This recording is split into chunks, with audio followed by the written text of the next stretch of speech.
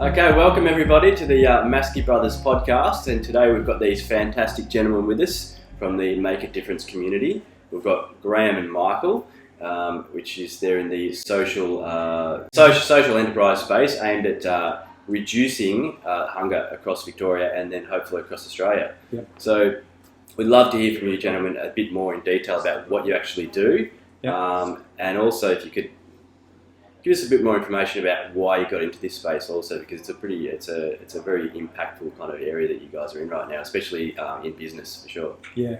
Well, the Make a Difference community is really it was started last year. It's been sort of developing and evolving with Michael over for 20 odd years, but the actual Make a Difference community is fairly new, and it's a group of like-minded people that want to make a difference and fight hunger, and using business to do it. So it's the power of business done through people who've got similar values. Fantastic. Yeah, it's we struggle to understand, and I think if you ask a person in the street, how is it possible that there's hunger in Australia? It just shouldn't exist. We've got lots of other problems that we need to get under control with housing and mental health and all that sort of thing, but hunger just shouldn't exist as a problem in our country. And we just make it really easy for businesses to get involved. And rather than the traditional model of what you might call corporate social responsibility, where companies are getting asked for donations to try and fix social challenges, we really subscribe to what's actually the Harvard promoted view about shared value. And that's where a company can use a social challenge, can really get involved passionately, use all their resources and take on a social challenge and try and solve it, and as a central part of what they do, which is very different to corporate social responsibility, where they might just do that a bit on the side. Most of the employees wouldn't really know what the company might be doing as far as helping social challenges. And it certainly doesn't drive employee engagement, and it doesn't drive sales, and doesn't help that company build deeper relationships with its clients and its prospects, which of course, absolutely, what's what makes the world go round. Yeah. So it's a really smart way of just linking purpose with profit. Yeah. So instead of the supporting trying to sort of help with the social need being seen as a donation or an expense, it's actually seen as an investment, and that just makes it more. There's more glue and there's more reason for doing it, and particularly when times get tough. Yeah. So that's what we're trying to do, is just inspire others to do it as well. And how did you both work your way into this space? Was there a catalyst in your life that brought you here to where you are now today, or is it something that you've always kind of had a bit of passion in your heart about throughout your lives, or what was that moment that really turned you, and how did you get into this, make a change? Yeah, well, I've been up in Northern Rivers in New South Wales for about 15 years, and then I came down to Melbourne a few years ago, and one of the things... For the weather, was it? Yeah, exactly, and the surf. And one of the things that really struck me, And the COVID. apart from the good surf, was the amount of people on the streets.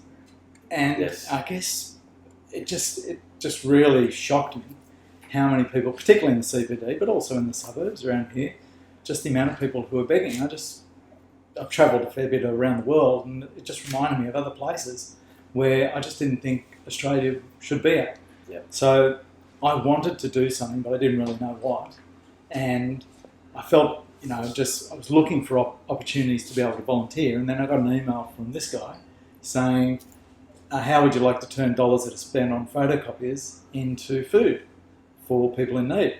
And that was a couple of years ago, and I loved it so much. The company I was managing at that stage, we swapped over. We funded about 800 kilos of pasta, which creates about 6,500 meals. We got better photocopiers, slightly cheaper, better service. I just thought, well, why wouldn't you?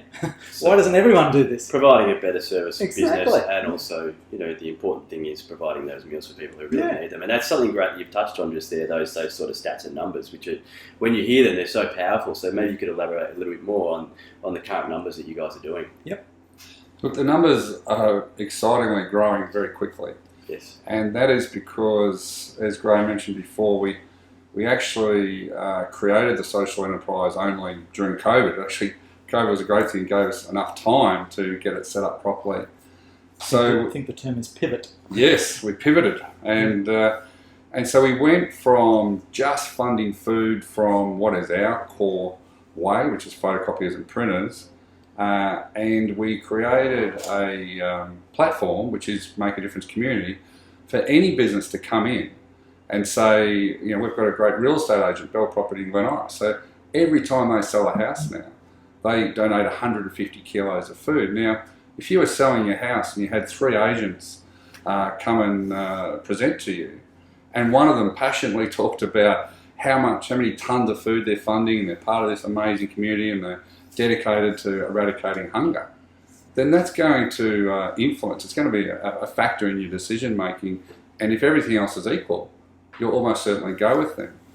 And this is the whole concept of being able to donate more generously. So by adding more and more members, we've got Made to Clean, which is one of Melbourne's biggest domestic cleaning companies. I think they do 2,000 or 3,000 cleans a month or something. Just getting up to nearly 4,000 cleans a month. So every time someone's house gets cleaned, they're feeding someone in Melbourne. And what do those dollars kind of then look like in terms of meals? For meals. people? So just in this last 3 months, we've averaged just over 6 tons of food that we actually purchase per month, which is about 13 pallets, predominantly pasta. Now we're getting a bit more rice because some of the charities we deal with do have clientele that just prefer rice. And so typically there's about 8 equivalent meals per kilogram. So when you're talking about 6,000 kilograms, I think I need to calculate. It's big number. Luckily, the numbers are good with me. So it's nearly 50,000 meals a month at the moment. That's incredible. And all going to the major food players, and charities that are already there, because we don't need any more food banks or Fair Share, Second Bite, Oz Harvest, ASRC, Father Bob Maguire, all these fantastic organisations. Vinnie's has just come on board 2 weeks ago.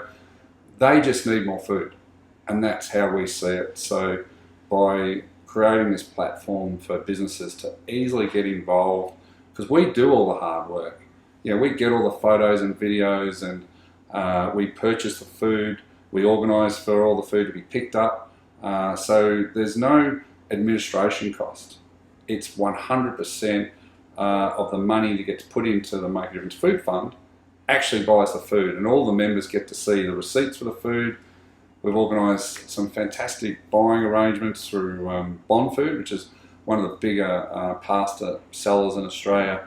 So not only do they give us the pasta at cost, they're typically donating an extra 10% on top of that. In fact, just the 13 pallets we got yesterday, 2 of those are fully donated. So it's like a ton. And they're just passionate. They love this concept of just feeding people with pasta and rice, so that this basic challenge of hunger can go away. So people have still got plenty of other challenges to solve, but being hungry, it's pretty hard to concentrate on how you're going to improve your life and that of your children if you're just worried about where your next meal is coming from. Absolutely, it's an incredible initiative. And if you could also talk to us a bit about, in terms of the Victoria numbers, and how many meals need to be provided to eradicate hunger from Victoria. Yeah. What does that look like for you guys where you are now, and in terms of to get to that number so that you can then feed everyone in Victoria? Yeah, it is a great question, and it's really inspiring. It's what really drives me and drives us, I think, because it's a big, hairy, audacious goal to get there, but it's achievable, and that's the ones that you want. Yeah. So the sort of I guess just on that, the most important thing there is that it's achievable. Yeah, you just mentioned. I know. It's there. Yeah, it's within our reach. So the sort of figures that are quoted by the food rescue and relief charities like Food Bank, they say if we can get to around 30 to 40 tonnes a month, then we will have met all the food need in Victoria. So we're doing on average 6 tonne a month over the last 3 years, So it's not that much. So it's not that much Right. more. See, It's just you can see if you're doing a business plan, you said, okay, well there we're going there. Yeah. It's okay. We're going for growth, and we've grown from 2 to 3 tons a month last year to now being 6 tons a month.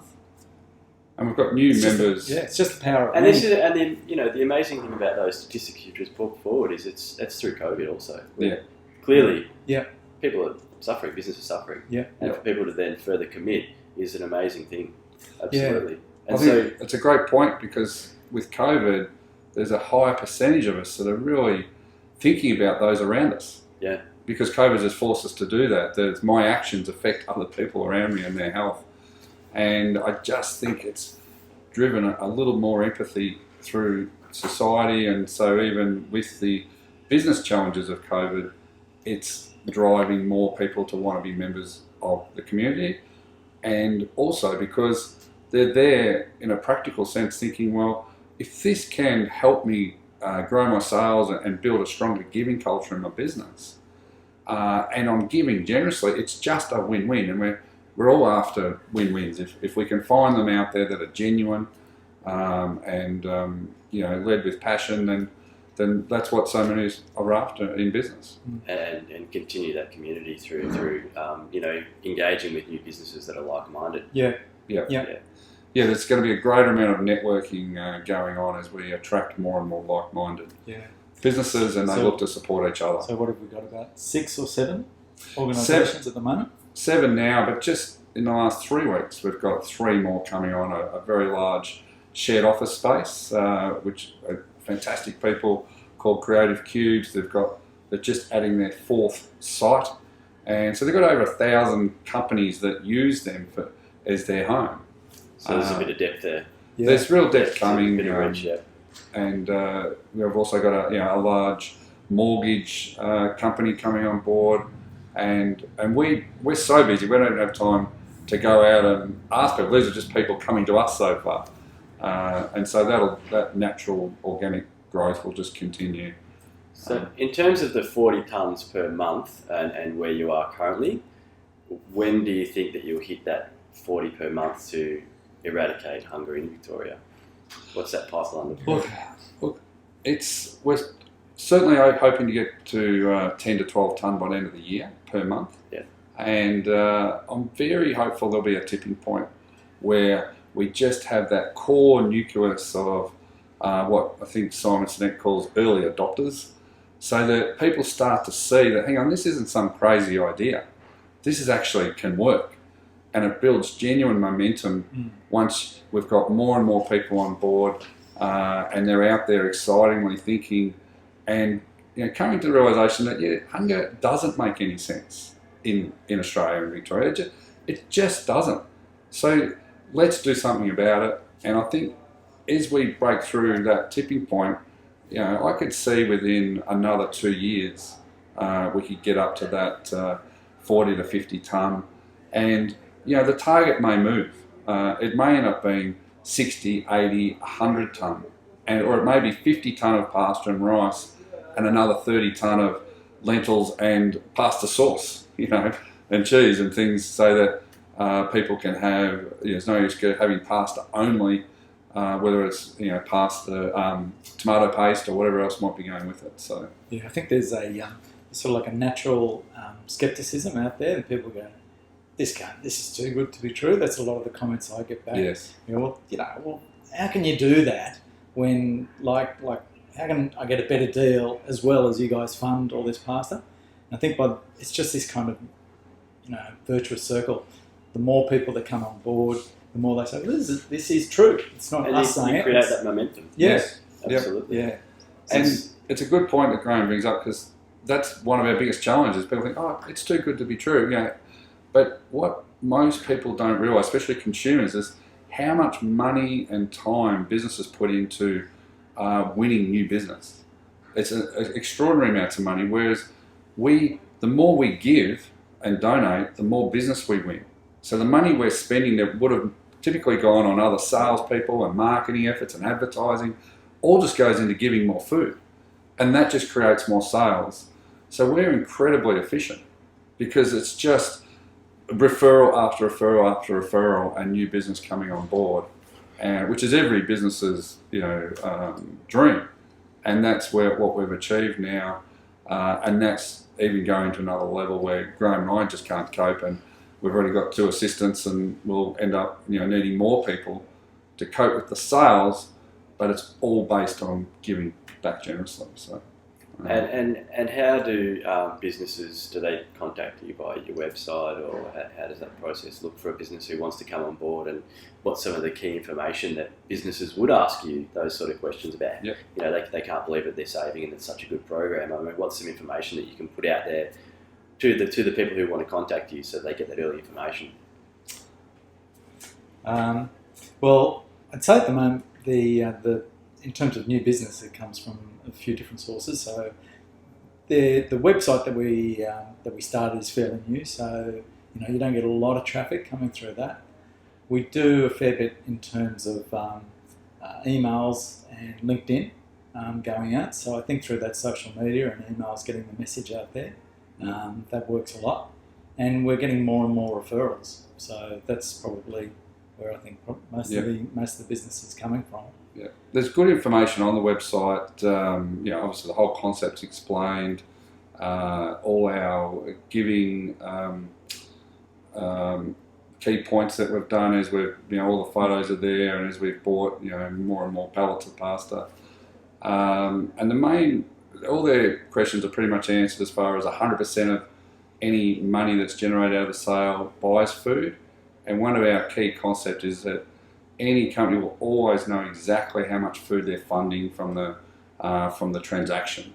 So then it's not a grey area or just an unknown. So they know, typically with a photocopier, it will fund on average around 300 to 400 kilos of pasta, which is a hell of a lot of food. Phenomenal numbers. Yeah. So maybe if we could just dig into that a little, because I know that when we had some early conversations with yourself, Graham, and the communication was around how we can save money with our existing printers, but also be able to donate all of this food to people. Yes. And it was a bit of an aha moment for us also, because it was a genuine saving to our business, plus we got to give. It was an amazing, like I said, aha moment for us. Yep. If you could probably dig into that a little bit, because I know that you've mentioned that some people, kind of can't grasp that a little. So. Yeah. Well, I suppose that the starting point has just got to be, it's got to be trust. Yeah. So people have to believe that this exists. So we get testimonials are really important for us, and Google reviews. We've got over 100 Google reviews at the moment, all 5 stars. We haven't had one Google review under 5 stars. Amazing. So I've never heard of a business before like that. It'll probably happen at the moment. That's where it's at. Just that people can have absolute confidence from a service point of view, and to go back, to your question, we have to handle the business case. People, we make decisions emotionally and justify with logic. So there has to be a clear business case for change, so that the business isn't compromised in any way. In both money, service, productivity, and we cover that very clearly, and then the giving is just a huge bonus, and so that comes from donating half our profit back, and then companies can then make a further commitment to the program also. Yeah.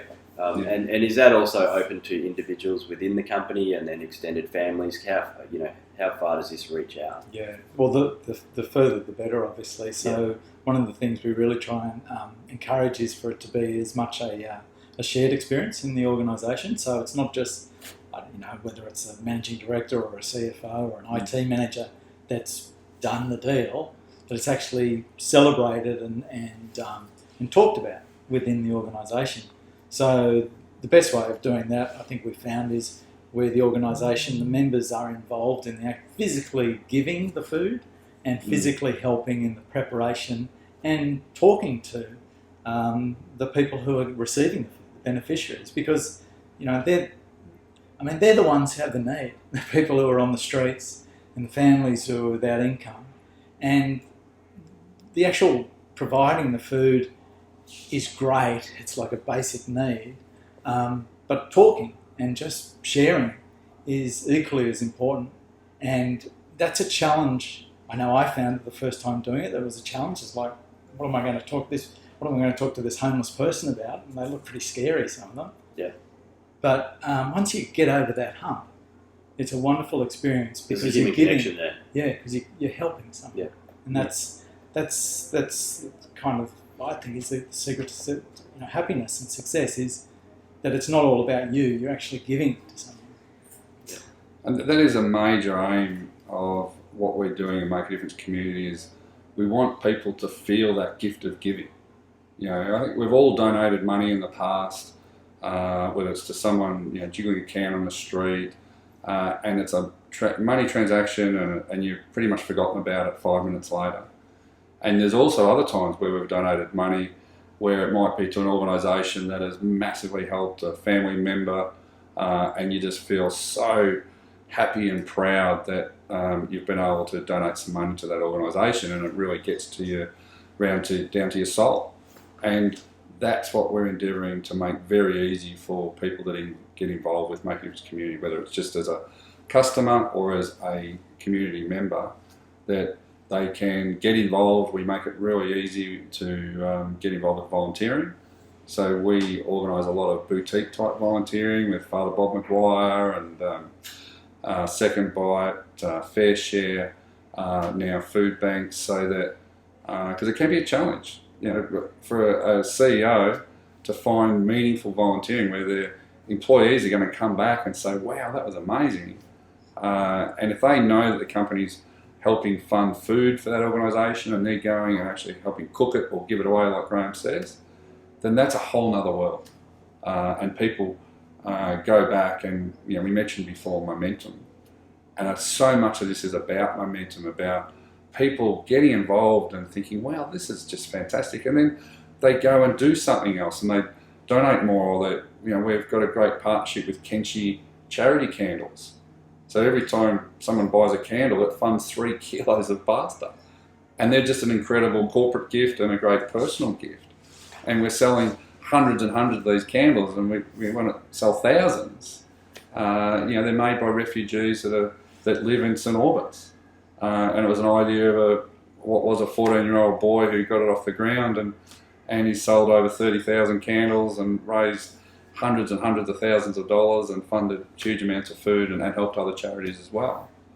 So it's these very practical ways of people getting involved, because so many of us we're busy, and we're struggling to pay our own bills, let alone donate money to another bill. So I've always been attracted to this basic idea of transaction-based giving, and there's so many good examples. Paul Newman's foundation, just an incredible example. And most people aren't aware, I don't think aware enough. I mean, in America, just through salad dressing and pasta sauce, they've now donated over $500 million in 20 years. And in Australia, it's over $20 million to Australian-based charities from sales made here. And that's just from pasta sauce and salad dressing. I mean, look at Daniel Flynn at Thank You. What an amazing brand. They're giving back 100% of profits and making a massive difference. Second, the toilet paper company. Who gives a crap? Who gives a crap? Yeah, got second bite on my mind. Who gives a crap? Another great example of money we spend anyway. So, to me, when you look at the world and the social challenges that still exist, and there has been major, positive steps made, especially in hunger around the world, way better than where we were in the 80s and 90s. But when you look at the money that comes from governments and the money that comes from philanthropists and generous businesses, that's already doing an enormous amount of good. So what we're actually now talking about is just the gap that exists. What else? How else can we innovate? What else can we tap into to fill that gap? And when you sit down and look at where money flows around in the world, the answer is very obvious. It's within the business community. And without going back and trying to find more generous people that are donating money without any expectation of return, why not tap into a business owner's desire to grow their business? It's just it really is a common sense win-win, and they said now fully backed by Harvard. If people Google shared value, they'll see an enormous amount of research and proof that when implemented properly, this will help any business, whether it's photocopiers and printers, or whether it's an accountant or a lawyer or any type of professional organisation. It'll help them drive productivity within their team, and it'll help build deeper relationships with clients. And we all know that the business and our lives are based around relationships, and the quality, the higher the quality, the greater return. So it's just, yeah, we bounce out of bed, love the idea, and now that it's really gathering momentum, and we're getting more and more like-minded people on board, then super exciting times, and you know, I think we could achieve major goals within a year. But you know, we had a great conversation with you know, Nissan Motor Car Company yesterday, and Graham's been talking to PwC, and you know, who knows what might be around the corner. And guys, where do you see this heading once you've eradicated hunger from Victoria? Will you look at going into state? Or? I'd say, yeah, we do a bit around Australia already. I'd say probably, I don't know, maybe 75% would be Victoria at this stage. But we've got connections and networks and partners right around Australia, so it's a national offering, and it'll be just growing that, I think. Yeah, well, I agree. I see like so many things and changes in the business world. You talk about, you know, Uber and Airbnb, and even from going from railways to air travel or whatever it might be. Once you prove the model, then and people see it working, then it's so much easier to replicate. And that is very much is what is in our minds, is that we're setting up this model of people giving generously, and it helps their business, and we solve social challenge. So I see it growing exponentially, way beyond our involvement. You know, the more people that copy the model, the better. You know, if they come with us, and but any city in the world, you know, can take it on. If you've got a group of passionate people, and when they see everything we've done, it's just like, well, if they can do it, we can do it. And as you know, life is all about belief. If you believe it, when you're passionate, then you can make it happen. So. Absolutely. And what would you say to the businesses out there right now that are in Victoria that would say to you, well, how do we give more when we're already in a struggling economy at the moment? Yep. And maybe talk to a little bit more about how there is genuine savings for businesses by partnering with you guys, because that's our experience. We've had genuine savings in our business while able to give at the same time. Yep. Yeah. Well, I think the first thing is getting over this this kind of paradigm or mindset that when you're giving to charity, it's an expense, and if people can start thinking about it in terms of that it's linked to profit and it's a sales driver. It's a way of differentiating your business and a way of driving innovation, and you need to invest in a business, and that's what this is.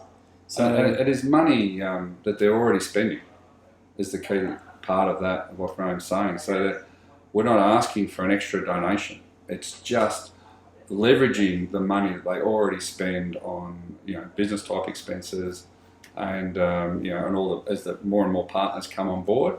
People who love the concept will just get on and say, oh, wow, there's a real estate agent in here, there's a cleaner, there's a mortgage broker, there's an accountant, solicitor, and on it goes. So it's getting their head around transaction-based giving, but that's where the upside is. Yeah, and I suppose in terms of actually savings for the companies, like from a photocopy perspective, we often get asked, how can you do that? How can you make it? How can you make it cheaper, as well as give me the same quality, if not better, photocopier, as well as fund 50% of the profit back from everything we do back into food? And I haven't sort of done any kind of business modelling of the sort of profit margins and things like that, but I just think there must be excess profit from what these competitors out in the market in photocopiers to start with anyway, in office equipment have been charging, and we're driven by giving giving rather than driven by profit. So I suppose we're doing a large volume of deals, but at smaller profit margins. Once you take into account the sort of giving, and that works. It works all the way around. Absolutely. And something I always like to know is you've answered this question multiple times today. What are the things that get you out of bed in the morning? And do you have any daily practices that assist you with the start of your day to keep you in line and in shape and in tune with who you are and yourself? Yeah. Well, I've been inspired by this guy next to me. So there's been plenty of times when we're meeting and the hairs on my arms, stand up, and I just feel it. This doesn't happen normally in business. Like it's real. So that's what drives me. For me, it's selfish really in that I want to feel good. I'm not religious, but I went to a good Christian school and I picked up Christian values, and you want each day or week, you want to believe that you're actually out there making a difference, and to me the only way I've been able to really achieve that is when I'm helping others.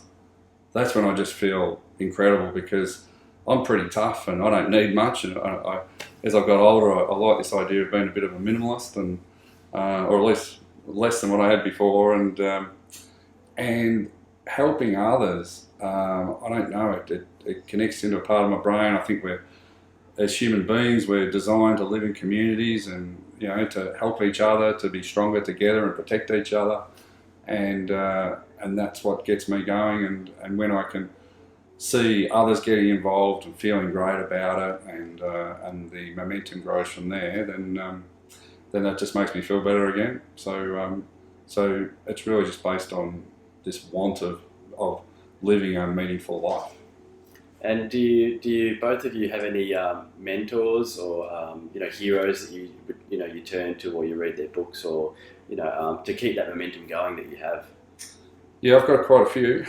List them out, absolutely. Look, number one, a lot of people would have come across Tony Robbins. I've been influenced by him for 25 years, and sometimes he unfairly gets called a motivational speaker and all this sort of thing, but he just clearly articulates and helps people ask the right questions of themselves to what makes them happy.